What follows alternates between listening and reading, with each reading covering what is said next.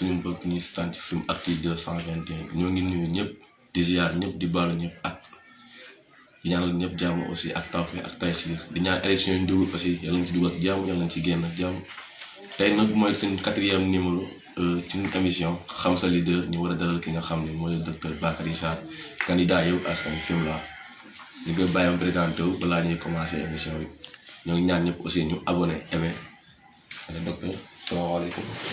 salaamaaleykum maa ngi di nuyu Bakary Sarr laa tudd di dëkk Simal jànge Simal màgge Simal commencé mes humanités à Simal jànge jóge foofu dem Fatick foofu laa defee mon cycle moyen secondaire ba am bac dem jàngi Dakar ba demee Dakar nag dem université faculté de lettres département lettres modernes foofu laa jàngee ba am maîtrise ba commencé sama DEA ci la amee une bourse de la Wallonie Bruxelles pour dem defi sama thèse à l'université de Liège en Belgique.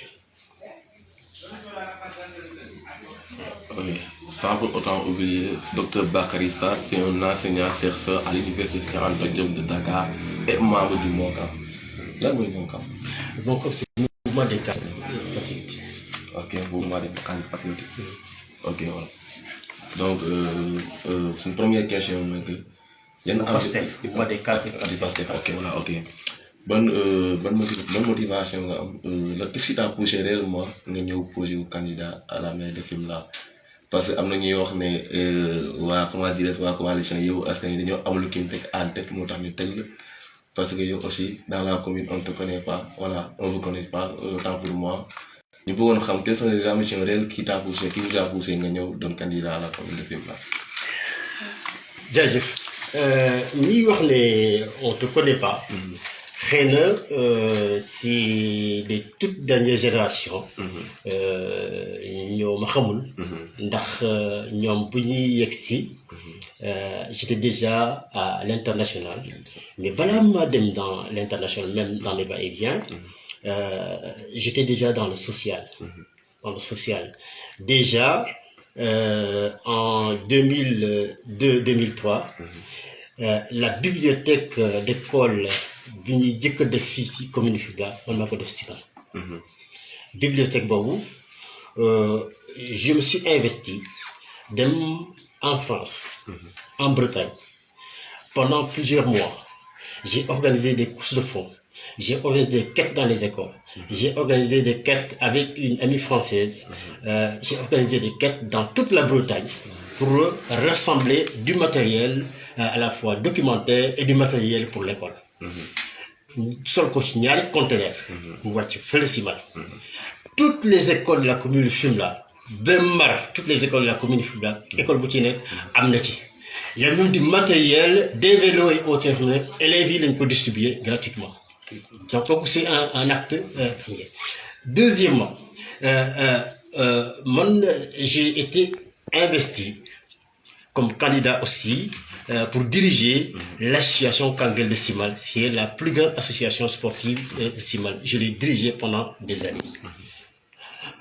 Tout ce que l'association a fait, du point de vue de l'organisation, du point de vue des navétanes, du point de vue de l'organisation culturelle, on a organisé des formations, des cours sur la culture, sur les étudiants, pour les étudiants et pour les élèves, au niveau de Simal. Pendant chaque année, dañ doon wàcc terrain bi pendant les grandes vacances organiser pendant les navétanes organiser des cours de renforcement pour les élèves et les étudiants loolu def nañ ko plusieurs fois mën naa ne je fais partie de ceux qui ont propulsé et presque généralisé le renforcement des cours pendant le mois de septembre aux élèves et aux étudiants loolu def nañ ko bokk na ci li ñuy def ci loolu ça n'empêchait pas que man ma continuer sama njàng continuer également mes activités à l'université mais en même temps bi may diriger aussi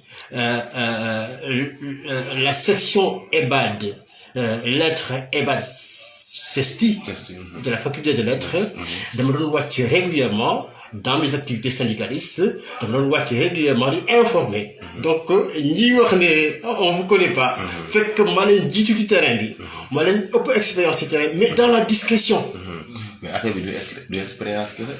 affaire bi du expérience kese. waaw parce que bon disponibilité la bokk. Est-ce que vous avez la disponibilité de gérer une commune? Mosuma passer des vacances à part quelques années passer des vacances ailleurs qu'ici. Une activité nawetaan maa ngi ci woon profil là ici dans notre génération là xam na ma donc man ça ne signifie pas que su ma nekkee maire je ne serai pas disponible. Il y a plusieurs manières d'être disponible. La mairie, c'est pas un maire. Il faut rompre avec cette manière de gérer les mairies qui est macrocéphale. Tout tourne autour du maire. La mairie, c'est une équipe. Ce sont des services techniques. Loolu beaucoup xamul rek on va mettre en place un monarque qui décide tout. S'il n'est pas là, rien ne marche. Donc nous, on veut changer cette manière de gérer les mairies. C'est les services techniques, c'est les experts. C'est à la fois les conseillers, l'ensemble des conseillers qui travaillent régulièrement. Le maire n'a que sa signature pour piloter une équipe. Et ça ne signifie pas que le maire doit décider. Tout doit tourner autour de la compétence et c'est comme ça qu'on gère une mairie. On peut même gérer une mairie à distance, j'ose le dire. On peut gérer une mairie à distance. Est-ce que population bi soxla nañu aussi? Non, du loolu nekkul na loolu lay def. Pour répondre à votre question. Non, c'est-à-dire xam naa li ngay wax. Ça signifie que mais population bi. dañoo soxla koo xam ne par exemple tey suñ gëstoo gis la suñ doxee à quelque part gis la. nga mën a xam seen problème. Mais c'est ça. peut-être si vous êtes à Dakar. soo nekkee Dakar. am na problème yoo xam ne population bi mën nañ koy jàppante te doo ko xam.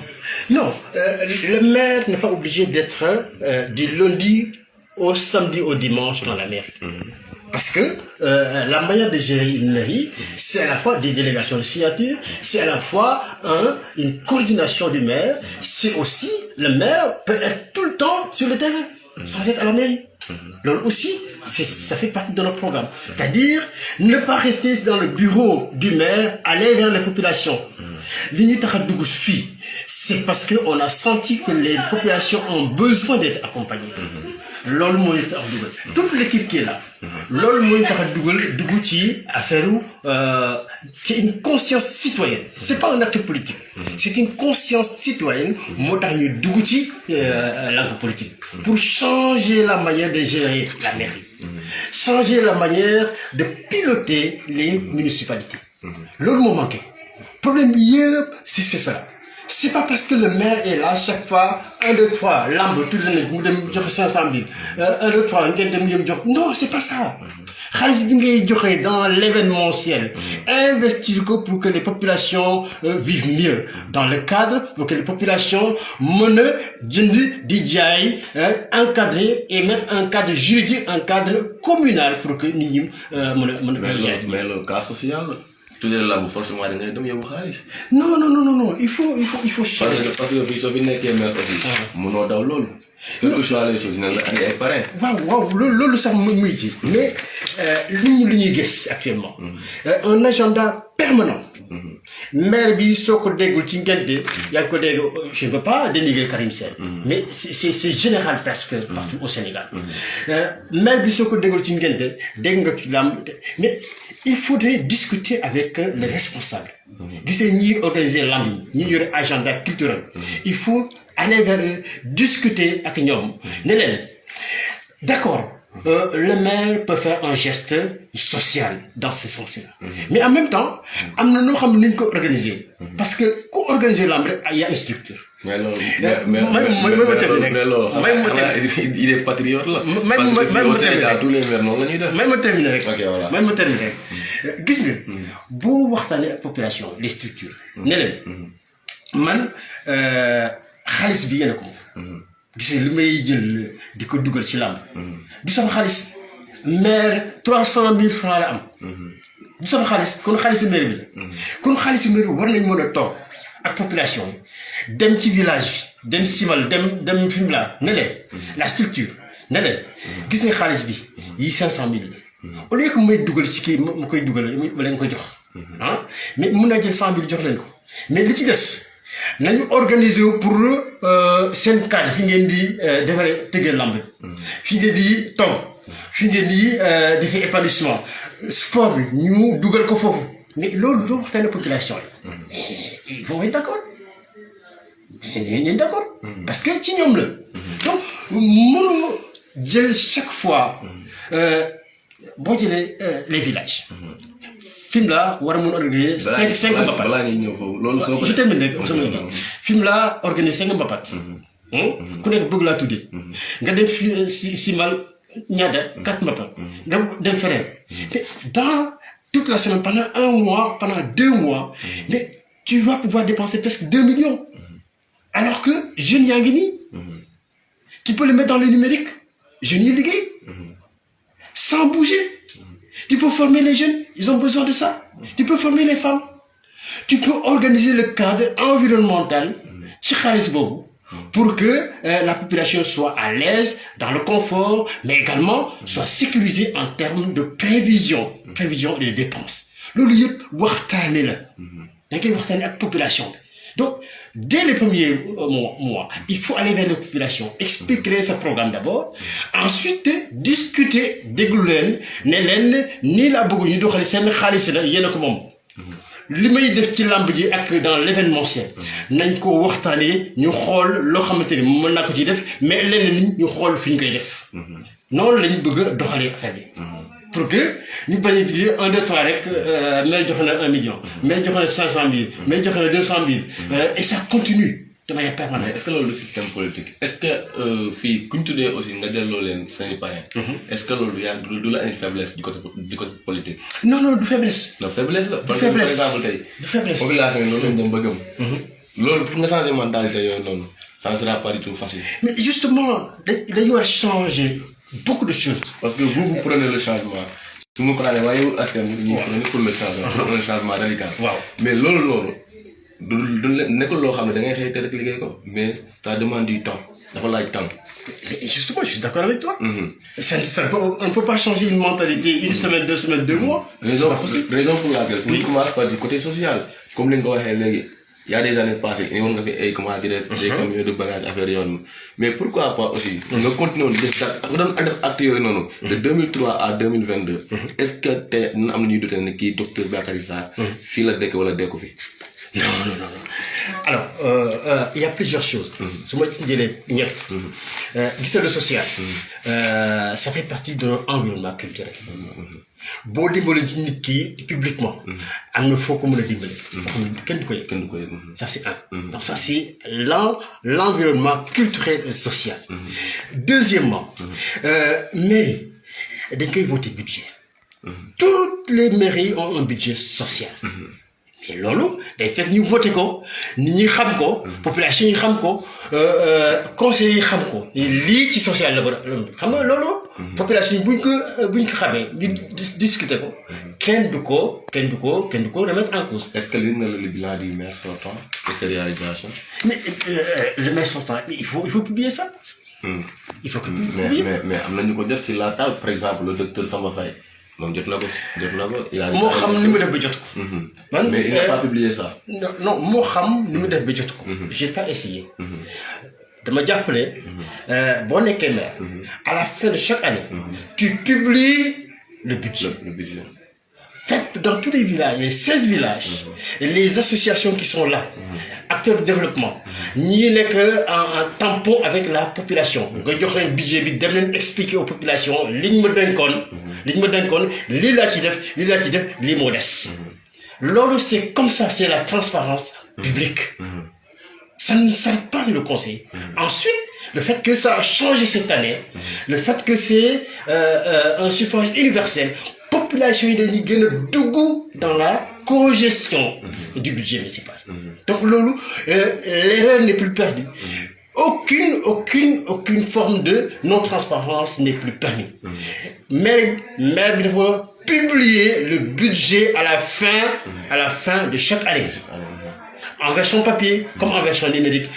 Ces services, ces conseillers dem dans les villages tas budget bi population bi xam li ñuy def les projets la gestion des projets ñaata projet ñaata investisseurs ñoo nekk ci bi et fan lañ ko investir quelles sont les priorités quelles sont les priorités à court terme à moyen terme et à long terme noonu la ñuy gérer une municipalité man xam naa yu bëri dox naa yu bëri dem naa fu ne les municipalités sont gérées par les populations.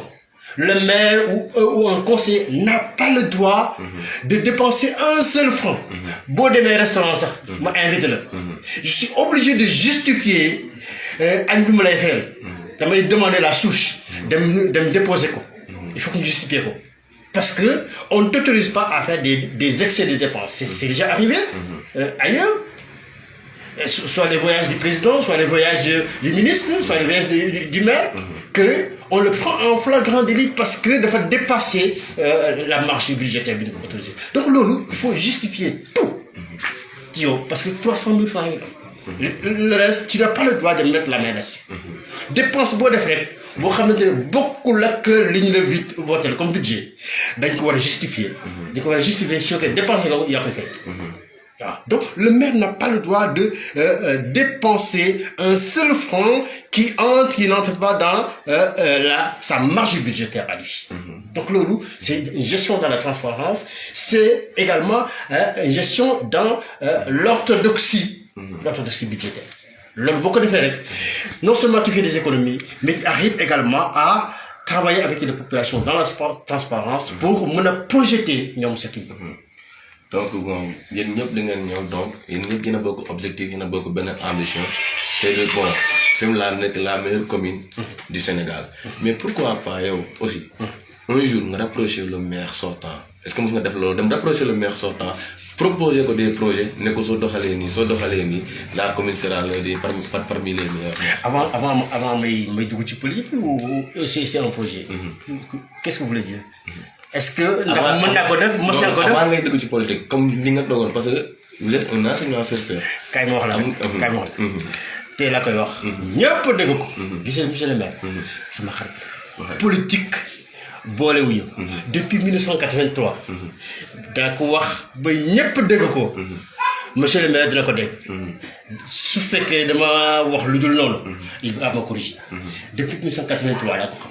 ñoo jàng fii dem Fatick di ànd guddi ak bëccëg donc jaar nañ fu sori fu bari foo xamante ne même avant may dugg ci politique bi dama ko doon woo ne ko les populations ont besoin écoute pourquoi tu ne peux pas faire ça parce que ton budget te permet parce que tu as des partenaires pourquoi tu ne fais pas ça tu gères mal la mairie wax na ko plusieurs fois en tant qu'ami tu gères mal la mairie. Mais est-ce que vous avez proposé quelque chose comme des projets?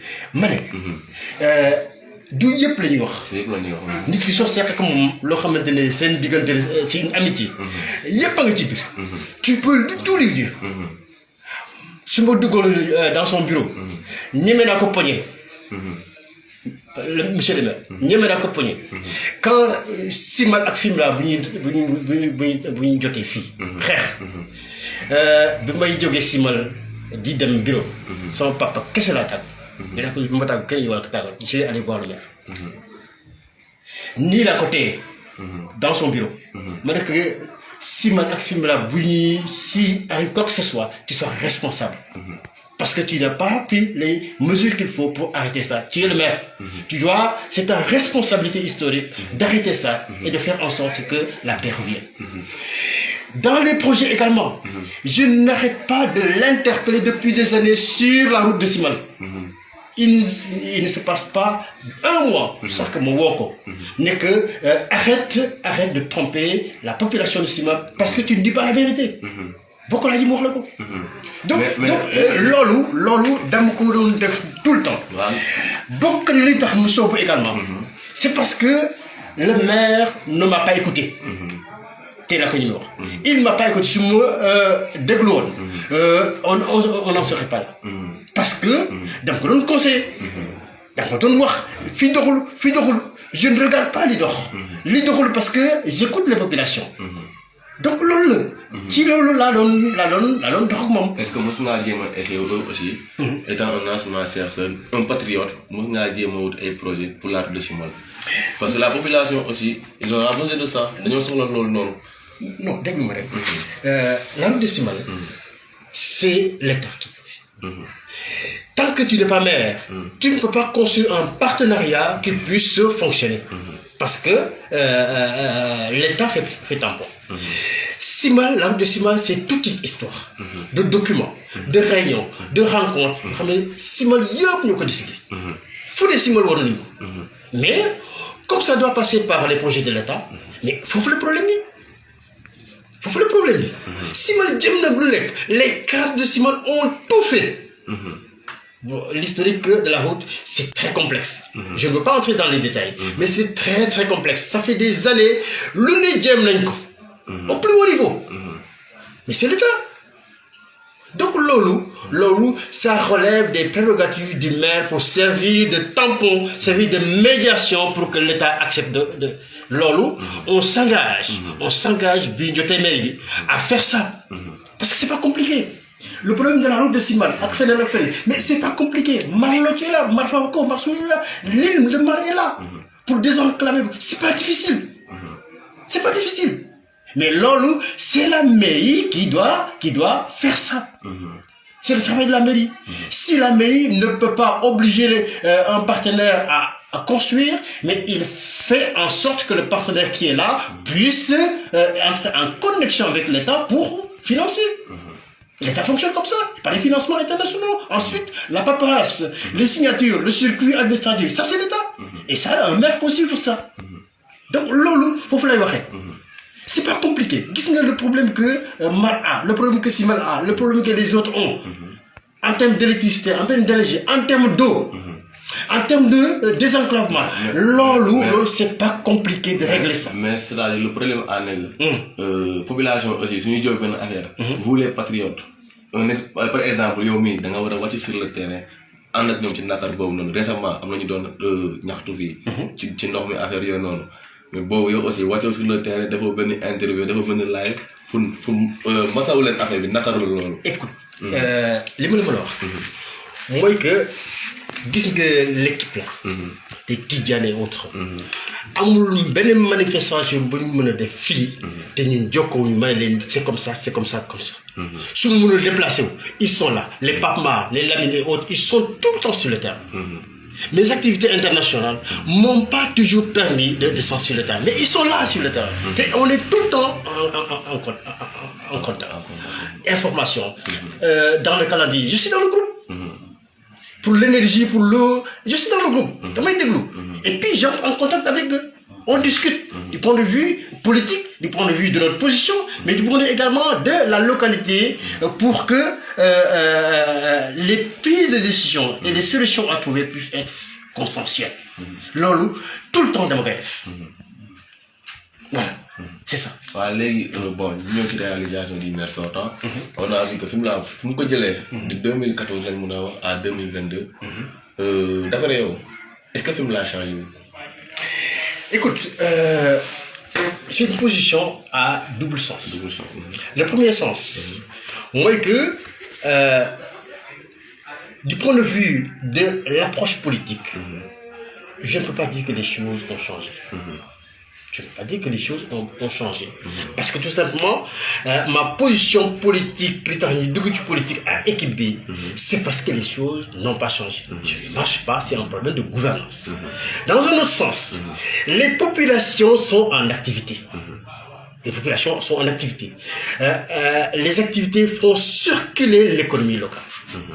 Donc, que ce soit des initiatives individuelles, des initiatives de groupement, des initiatives de partenaires, il y a quelque chose qui est en train de se transformer dans la localité. Donc, de ce point de vue-là, je ne peux pas dire que la localité n'a pas changé.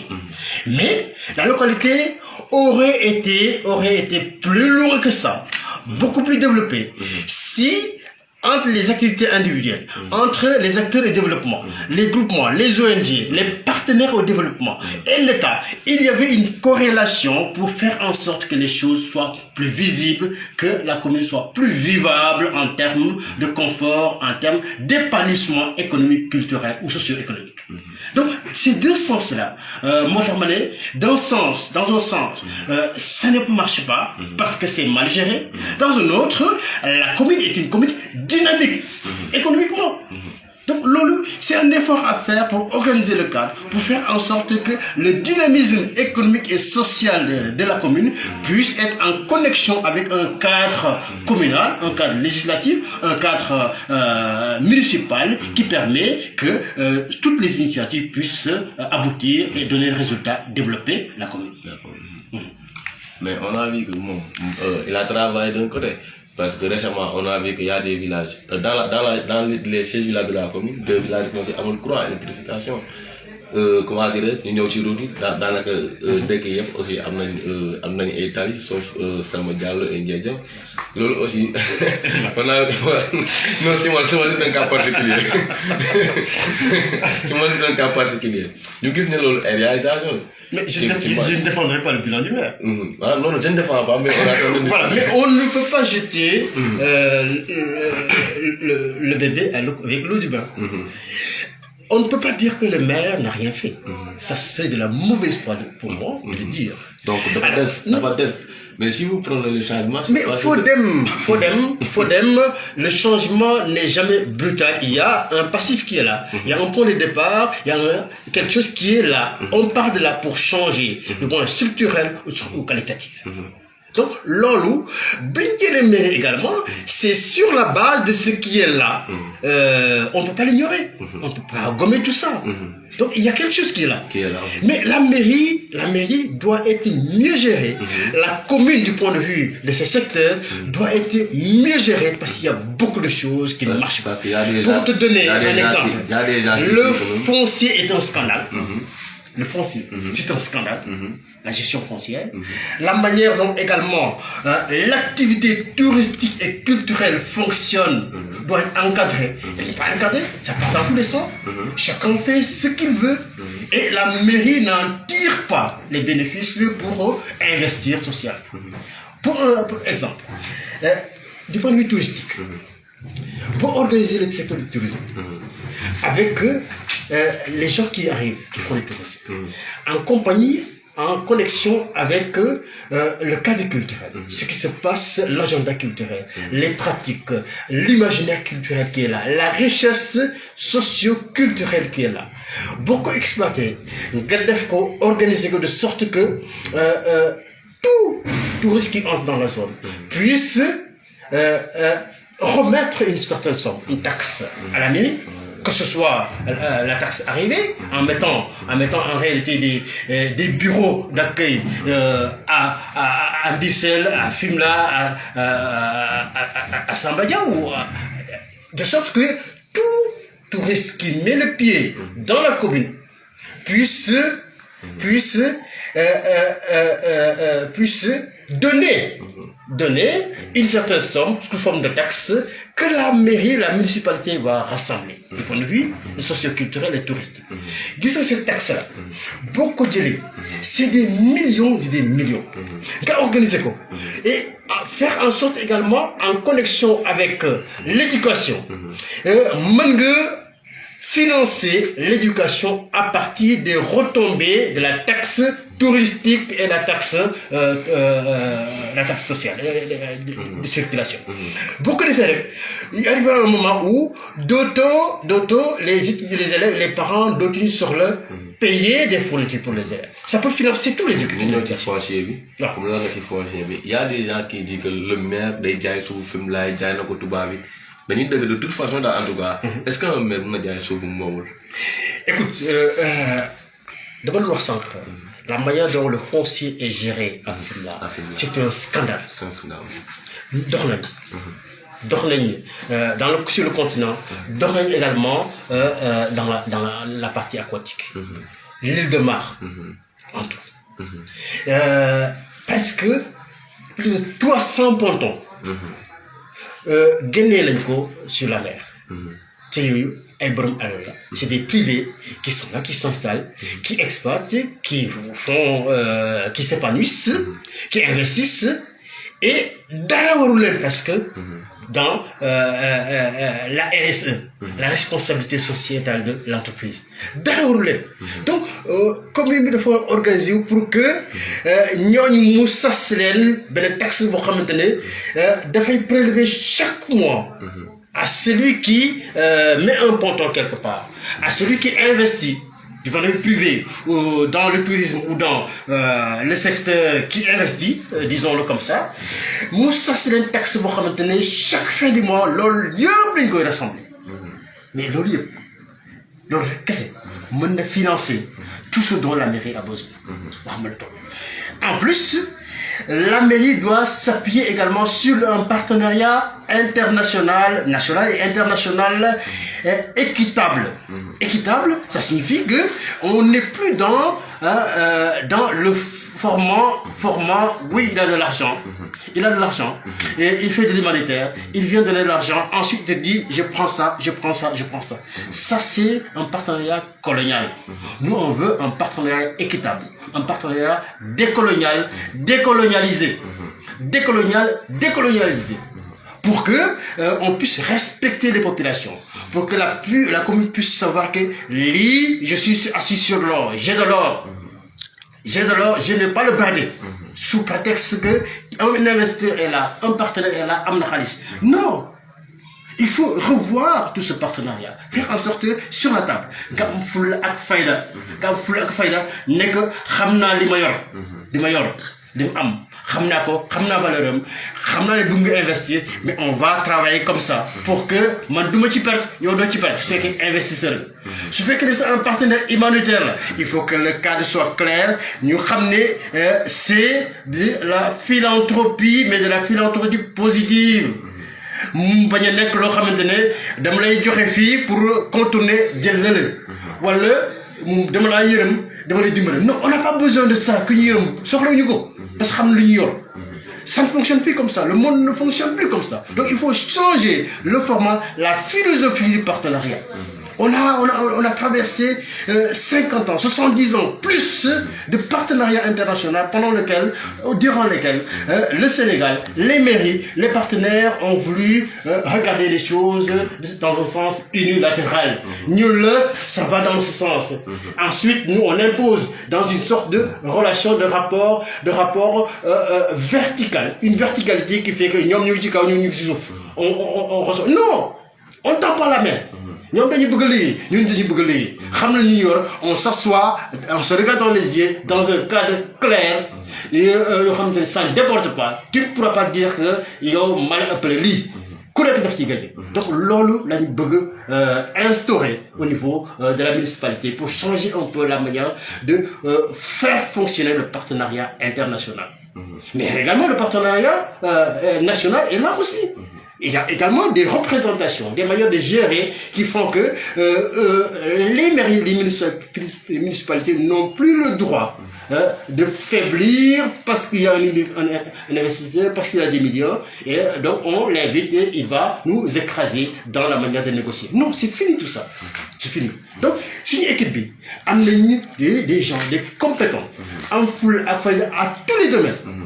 Nous pouvons négocier. Diakalo que l'investisseur, Diakalo le partenaire négo, voilà comme ça on va négocier parce que nous maîtrisons également les termes de l'accord. Nous avons de l'expérience. Ils sont jeunes, c'est une équipe jeune, mais qui a de l'expérience dans tous les domaines pour gérer la mer. Donc, on a dépassé cette forme qu'a dit que de gérer les municipalités.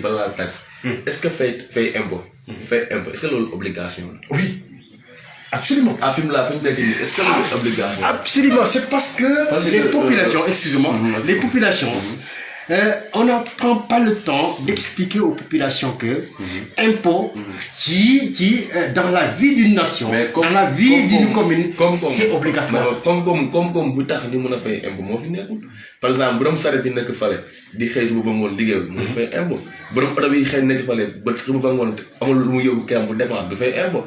Par exemple, boutique yi jaay 5000 francs par jour. Lola dama né La mairie, la municipalité doit construire un cadre dans lequel l'activité économique, les investissements en termes de gagner, à que la manière dont le cadre fonctionne pour que les activités économiques puissent fonctionner, pour que ku nekk mën ci ne gis boppam. Boo ko defee bare population yi dinañ xam ne li may gagné am na li mu war en termes d'impôt par rapport à la mairie, parce que mairie gis naa lu mu defal. Mairie bi gis naa lu mu defal mu may accompagner mu may dimbali mu may informer samay droit ak ni may fonctionner. Loolu population bu ko xamee et ce ne sera pas difficile de lui dire que il am na lu la wax ci impôt. Même fa nga dëkk yow fa nga dëkk dërëm boo demee ci boutique ba loo jënd impôt mu ngi dégg nga li ngay dund li ngay def du matin au soir li ngay jënd di jaay xam na ne yaa ngi dépensé ko nga xam ko xamoo ko yaa ngi fay impôt. Donc loolu pour formaliser ça c'est un problème de communication avec la population. C'est vrai que l'état que les choses, vous regardez la manière dont le cadre, la précarité de la population fonctionne, tu peux dire que est-ce que nous on a une fois. Non, c'est pas ça. Population, il faut il faut les aider dans le cadre. Secteur bogus. Je termine. Secteur bogus. Que ce soit l'élevage, que ce soit la pêche, l'agriculture, que ce soit les autres activités commerciales, que ce soit dans d'autres secteurs, secteur bogus, la mairie de l'Équateur, moi, mettre un cadre pour que tout s'épanouisse, pour que l'agriculteur, li mu yaakaar ni moom lay dundee mu am mën a béy mën a jaay mën a jënd mën a defar mën a encadrer ses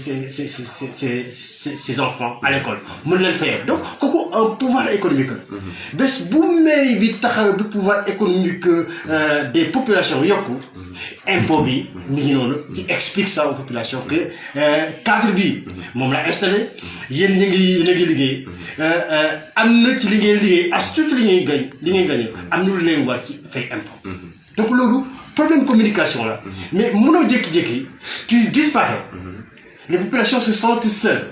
Amuñu benn orientation amul ku leen accompagner tu débarques tu dis da ngeen fay impôt non ça marche pas comme ça. Il faut que yow li la war par rapport aux populations nga def ko en termes d'accompagnement en termes li mu wax sànq nga def ko les populations sentir la mairie la municipalité est là. À partir de ce moment-là ce sera plus difficile de leur demander de payer l'impôt. Mais c'est une obligation. Bon, et on a constaté aussi que ça entourage yëpp ay jeunes la. Yow jeunes yi ngay liggéey des jeunes patriotes ngay liggéey wala yow parce que dañoo gis ne élection kat du jeune kese maman yi ci lañ bokk papa yi ci lañ bokk même xale yu ndaw yi génération bi ci lañ bokk. Non, ça c'est de la caricature. C'est vrai que il y a beaucoup de jeunes. L'équipe, c'est une équipe jeune et je m'en réjouis. Non, vous êtes le candidat de la jeunesse. Non, ça c'est pas. Ils n'ont rien compris. C'est des slogans qui pour politique. Tout dès que l'on pire. Mais ce que je peux dire, c'est que cette équipe qui n'est pas verticale, c'est une équipe horizontale. C'est une équipe, nous avons travaillé pendant 8 mois. Pendant 8 mois, on a constitué 10 commissions. Secteur de tout, environnement, santé, culture, financement, partenariat, santé, énergie, tout. Les 10 commissions ont travaillé pendant 8 mois et l'équipe composée d'experts dans tous les domaines, des banquiers, des spécialistes, des ingénieurs de l'énergie, de l'eau, des professeurs d'université, d'autres secteurs, des commerçants, même ceux qui sont dans l'activité pratique, les savants pratiques, nous avons une équipe. Donc, nous avons pendant 8 mois du programme. Le programme, il est là. Laajal gaa yi ndax am nañ programme. nañ ci ñëw loolu nañ ci ñëw. Waaw donc c'est ce qu'on peut dire. mooy bind nañ programme. dans tous les niveaux. et ñi ko bind on ne peut pas dire que ñii ay xale lañu.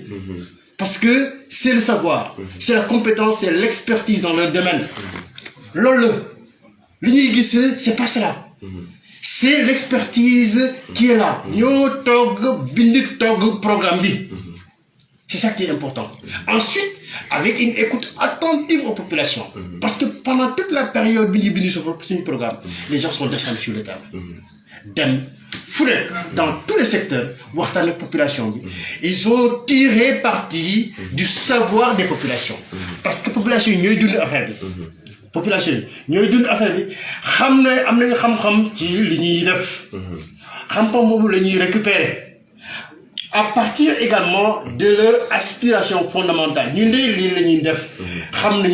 Mais notre aspiration, c'est ça. Trois niveaux, nous récupérer.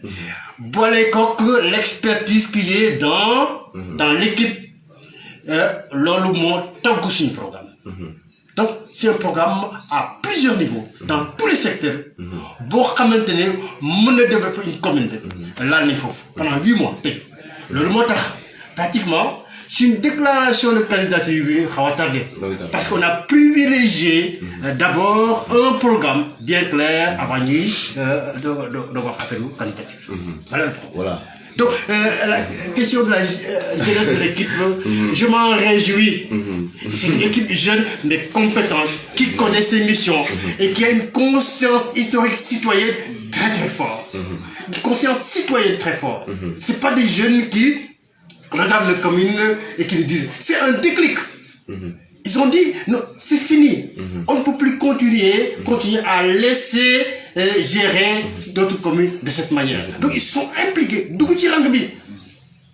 Parce qu'il faut changer les choses. Voilà. Pour mettre fin à tout ça. Politique aussi, politiciens, même les 12 candidats qui à la mairie, qu'on ait une base. Nous devons aussi, fan base politique. Écoute, moi j'ai une base politique naturelle. Base politique naturelle. Qu'est-ce qu'il y a dans les réseaux sociaux, c'est que c'est passé à Simone. Je ne dis pas que mon candidat m'a fait, mais j'ai une base politique naturelle. Qu'est-ce que l'équipe B, coach il a sa base politique. Coach Gis, film là, Ndangad, Mbissel. Il a sa base naturelle. Chaque fois qu'on se déplace, les faits organiser 4 000 pareil. Il s'appuie sur sa base. C'est pas le candidat seulement qui a une base. Par exemple, étant candidat, mais si mal c'est réglé. Ça, je peux le dire. Moi, j'ai une base naturelle. Ce meeting investir, ce qui s'est passé. Donc, lolo, c'est pas un problème pour moi. C'est ouvert. C'est ouvert. Mais j'ai une base politique naturelle qui est si mal. On a constaté que cette année aussi, c'est dans la commune de Fimela, à Pagnar qui a 9 candidats, si je ne me trompe pas, c'est à Fimela qu'on a 12 candidats. D'abord, je ne prétends pas dire exactement ce qui s'est passé. Mais je peux dire, je peux pouvoir dire que, premièrement, c'est un problème de gestion. La mairie doit être gérée mieux. Ce qu'il fait le sous, il y a le mot. Mais je crois pouvoir dire que, à part l'actuel maire, tous ceux qui sont là, qui sont entrés dans le jeu politique pour prendre la mairie, ils sont unanimes. Les choses doivent aller mieux. La mairie doit être gérée mieux. Donc, Lolo, aspiration fondamentale au changement. Deuxièmement, du point de vue également de les ressources